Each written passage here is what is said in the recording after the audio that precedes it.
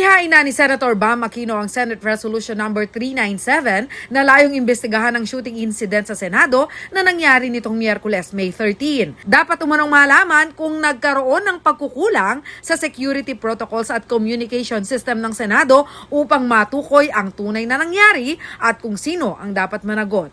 Ayon kay Aquino, maging ang mga senador ay kulang pa rin umano sa malinaw na impormasyon tungkol sa insidente kaya mahalagang mailabas ang buong katotohanan. Unang-una, kailangan kong klaruhin, walang lugar ang armadong komprontasyon o pagputok ng baril sa loob ng Senado. Kaya final natin yung Senate Resolution 397 para malaman ng taong bayan at malaman rin namin ano ba talaga yung nangyari.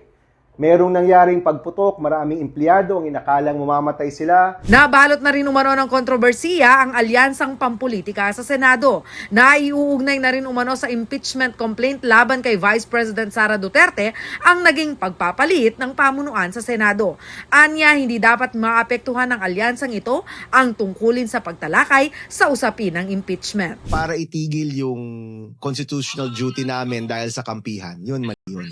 Diba? Yun, mali yun. So, I think that's gonna be the big decision. That's gonna be the big, yun yung moment talaga na magsasabi kung para saan ba talaga itong leadership change. Nagpahayag din ng pagkabahala ang senador dahil umano sa labis na pagtutok ng mga politiko sa bangayang pampolitika na isasantabi na ang tunay na problema, ang krisis na apektado ang taong bayan. Maraming nanonood pero walang natutuwa.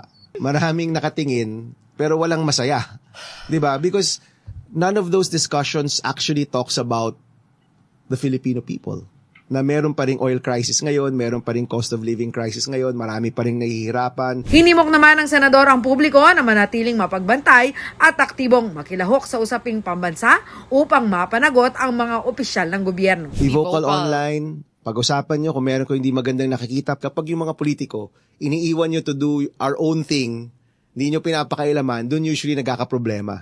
Pero pag nakatutok yung taong bayan, of course, at the end, it's gonna be your vote. Sa gitna ng pabago-bagong ihip ng politika, sinabi ni Aquino na mahalaga ang patuloy na pagtutok ng publiko upang matiyak na kumikilos ng may integridad ang Senado.